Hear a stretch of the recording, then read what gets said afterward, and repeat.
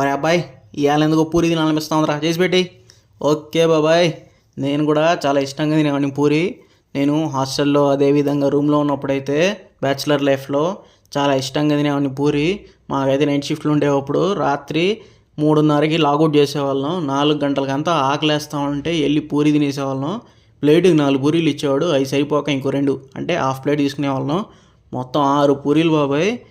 ఓమని తినేసేవాళ్ళం, ఎందుకంటే దాంట్లో కూర ఉంటుంది బాబాయ్, భలే ఉంటుంది.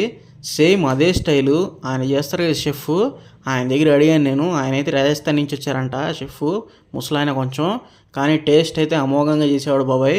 సేమ్ అదే రెసిపీ ఆయన కనుక్కొని నీకోసం అయితే చేసి పెట్టేస్తున్నాను నేను.